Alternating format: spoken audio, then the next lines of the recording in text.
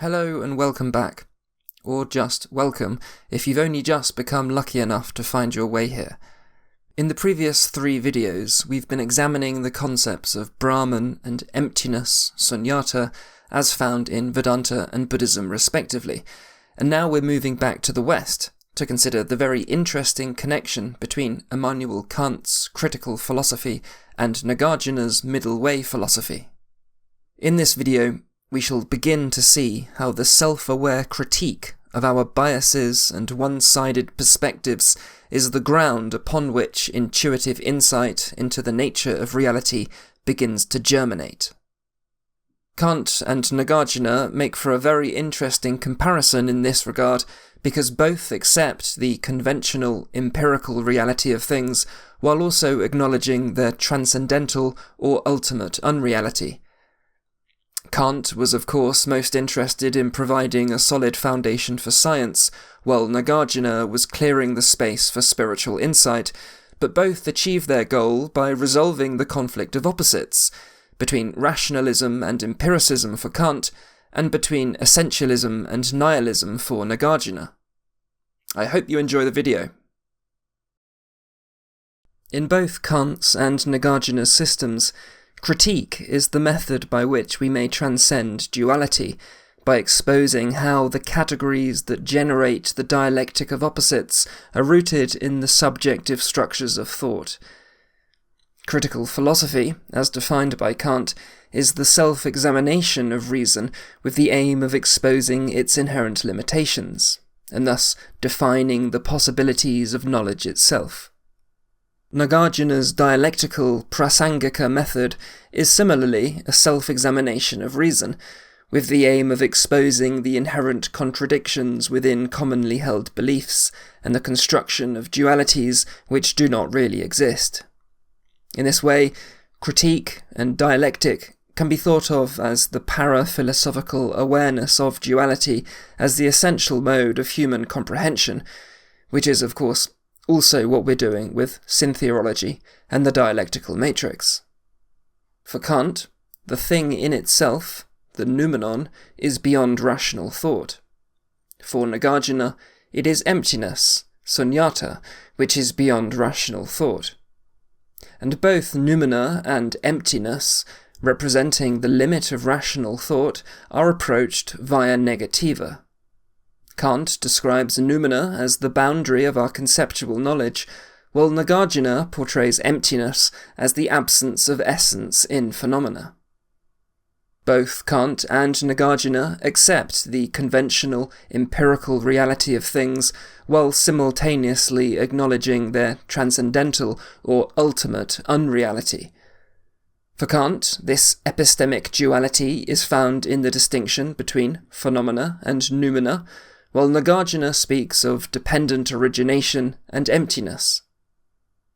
Now, before we dive too deeply into the similarities between Kant and Nagarjuna, a brief word on the relation between Kant and paraphilosophy, because we'll find that the dialectical matrix will help us to understand all these connections more clearly.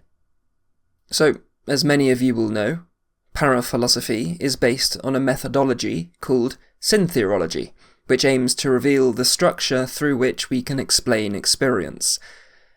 Syntheology is analytical. It's looking at what human beings actually believe about the world, and so it neither affirms nor denies any perspective. Critique is still fundamental to the method, though, because it challenges the assumption that we can be wholly objective in our reasoning, and this helps us to transcend the dogmatic adherence to particular views, revealing the subjectivity inherent in all claims to truth. Syntheology analyzes the dialectical nature of reason to uncover the structural constraints that shape its operation. That is, it exposes the innate oppositionality within reasoning itself. This is, again, critique as a kind of self-awareness. So, there's an obvious similarity between syntheology and the critical philosophy of Kant, which is also an analysis of the structure of reason. As Kant's critical philosophy seeks to expose the limits of reason, thereby defining the boundaries of possible knowledge, Paraphilosophy examines the dialectical structure of belief in order to define the possibilities of rationalization. In both, reason and belief must turn back upon themselves in order to be fully understood. Kant uses transcendental argumentation to establish the necessity of certain categories of thought, asserting that these categories must be in place for our actual experience to occur. The categories are characteristics of the appearance of any object in general. So, Kant is mainly concerned with how phenomena are structured and known by a subject. The dialectical matrix, on the other hand, is more of a meta-theoretical system that describes how the appearance of phenomena can be reasonably explained to exist. Kant's system is thus grounded in the synthetic a priori. The categories are synthetic a priori principles governing appearances, and in paraphilosophy, this is an abjectivist approach to epistemology. Syntheology recognizes this approach and seeks to harmonize it with other ways to explain the nature of appearances via the other quadrants. The major difference between Kant and paraphilosophy is that in paraphilosophy, our rationalization of reality is a creative force that actively shapes the structure of appearances, whereas Kant held that perception is structured by fixed categories belonging to the subject. That is, belief does not just passively filter experience, it defines the kinds of experiences that can be rationalized as possible, and so rationality co-evolves with perception, broadening the range of experiences we can justify and thus bring into conscious awareness. Phenomenal reality can thus be seen as an iterative process of self-justification, an expansion of the kinds of experiences that can be rationalized in principle. As rationality evolves, the more complex experiences we are able to justify and thus perceive. So while both Kant and paraphilosophy recognize that reason is inherently structured by opposition, they diverge in their interpretation of this structure, specifically in how they explain why our reason is always structured by equally reasonable opposites. Kant's transcendental idealism holds that knowledge is constrained by the cognitive faculties of the mind, and paraphilosophy views reason as an autonomous, self-determining structure, a dialectical matrix. So, whereas Kant situated reason within the boundaries of human cognition, paraphilosophy aligns more closely with Hegel in conceiving reason as a more universal, dynamic, autopoietic process. So, we understand that there is a methodological similarity between Kant's doctrine of the categories of understanding, which describe the condition of the possibility of objects in general, and the classes of the dialectical matrix, which describe the structure of the possibilities of human reason. The dialectical matrix can be represented as a quadrant diagram, and it can be applied to analyze any major philosophical concept, such as knowledge, being, or value. And when we apply it to the notion of truth, we get 4 truth predicates, which correspond to what the Greeks referred to as the tetralemma and the Indians as the Catuskoti. And the Catuskoti is the system employed by Nagarjuna in order to demonstrate the insufficiency of dialectical reasoning in explaining ultimate reality. Again, both Kant and Nagarjuna accept the conventional, empirical reality of things, while also acknowledging their transcendental or ultimate unreality. The Catuskoti, therefore, addresses questions about ultimate reality or the transcendental ground of the subject and object, which for Kant would be the noumena. Like Nagarjuna, Kant identifies certain contradictions in human reason that arise when reason extends beyond the limits of possible experience, and there does in fact appear to be a clear analogy between the antinomies of Kant and the kinds of questions that were addressed by Nagarjuna. Both identify fundamental contradictions involving a thesis and an antithesis, each of which is deemed insoluble by logical thought. For instance, where Kant asks, does the world have a beginning in time, and is it limited in space? Nagarjuna asks, is there a transcendental substance, a primordial matter that can be considered eternal? Where Kant asks, do we have free will? Nagarjuna asks, is there an eternal, unchanging individual soul? And where Kant asks, does an absolutely necessary being exist? Nagarjuna asks, is there a transcendental ground for the unity of subject and object, a perfect being or God? And in both Kant's antinomies and Nagarjuna's dialectic, we encounter a thesis-antithesis structure, where two opposing positions arise that cannot be reconciled through conventional reasoning. Both thinkers use these contradictions to highlight the limits of reason and the failure of human thought in its attempts to grasp the ultimate nature of reality. Now, there is a sense in which the negative method of critique, while powerful in revealing the limits of reason, may be seen as incomplete, overly reliant on logic, and thus insufficient for addressing the full spiritual and soteriological significance of the potentially non-rational nature of ultimate reality. As we saw in the previous videos, both Yogacara and Advaita Vedanta provide a more positive conception of the ultimate absence of a determinate thing, suggesting that the ultimate reality can be expressed not only through negation, but also through the affirmation of non-dual experience. And in the upcoming sections, we'll explore how post-Kantian philosophers such as Schopenhauer, Fichte, and Hegel address the corresponding limitation within Kant's system, the problem of noumena, or the unknowable thing in itself.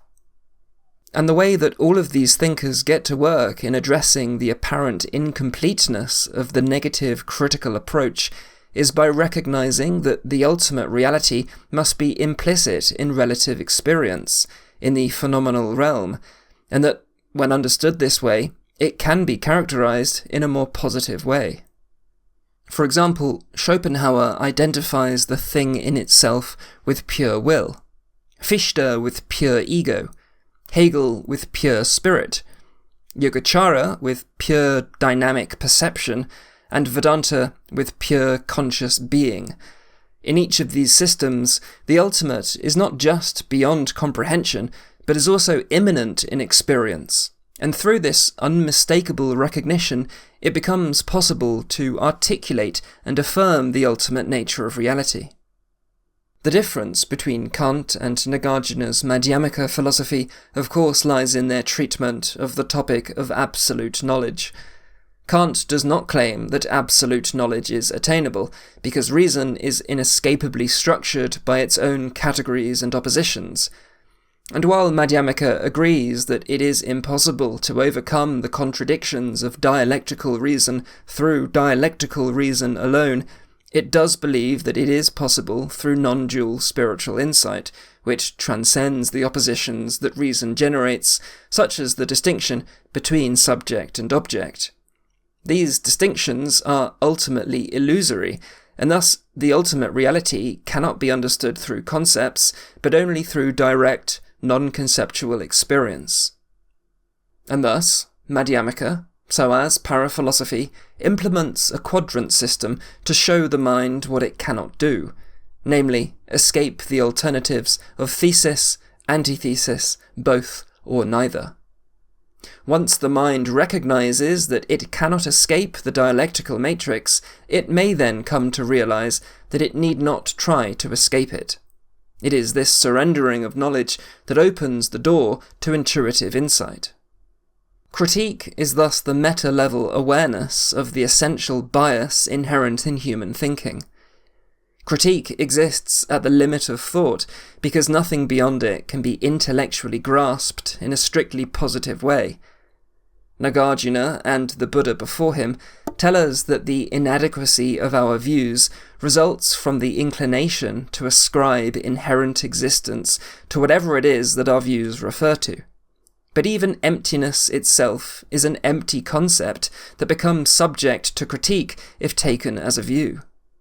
Critique tells us what is not ultimately true, but it does not tell us what is ultimately true, Only direct experience can reach reality, which cannot be an object of belief. The ultimate truth is not to be found in any particular perspective, but in understanding the nature of understanding itself. It is found in the dispassionate awareness of duality, and the freedom from bias which is its ground. When this truth is allowed to manifest in our lives, then we call it peace. Hence, Madhyamaka literally means the middle way between extreme viewpoints, because it transcends both positive and negative positions. In a similar way, Paraphilosophy literally means beyond philosophical perspectives, not in the sense of rejecting them outright, but in the sense of recognizing that all perspectives are inherently limited and must be seen as complementary aspects of our attempt to rationalize that which cannot be rationalized. It is precisely because we cannot ultimately rationalize reality that there is such a thing as relative truth, where multiple perspectives are valid. The ultimate truth is the lived absence of the dogmatic adherence to perspective. Relatively speaking, it is the fact that no perspectives are ultimately true, but it's not pure nothingness, because its indeterminateness is causally powerful. It is only in the unrestrictedness of non-discrimination that the restrictedness of relative existence becomes possible. The ultimate truth is the freedom for creativity. The key to understanding any paraphilosophical teaching, therefore, is to come to see it not merely as a rationalistic device for avoiding the dogmatism inherent in reason, but to use it as a tool to allow you to directly recognize the peace that is found in the absence of discriminating between alternatives. It's not something to accept, it's something to do or stop doing. The ultimate object of thought is the very thing that makes thought possible while being unthinkable in itself. There is just one thing to truly understand, which is our inherently dispassionate ability to understand or not. In mistakenly believing that our ability to understand and what we might understand are separate, we make the one appear as two. Paraphilosophy is the power of the absence of a way things must be, which allows us the creative freedom to conjure up the relative truths of concepts and objects. And when we understand the critique as not merely a dismissal of all ideas, but as the openness of belief itself, then the ability for belief stops being a search for ultimate truth and becomes a window into the ultimate truth. To finish, a short section from my book. What we are attempting to explain in philosophy is purely our ability to explain. Reality is our evolving capacity to envisage what could be, and all perception is an act of creation just as it is of discovery. Paraphilosophy is not a theory, and so not something to be posited or believed.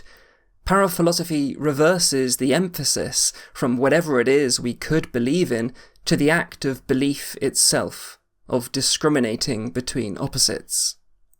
All beliefs rely on the exclusion of disbeliefs.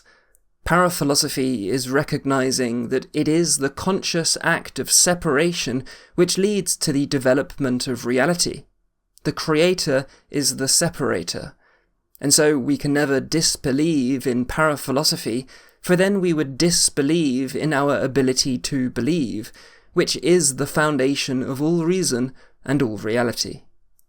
And so paraphilosophy is a radical reinterpretation of the function of belief, understanding that freedom is gained in the detached observance rather than the ascription of belief, and that the ability for belief is the real thing that itself is always looking for, yet cannot find, because it is it.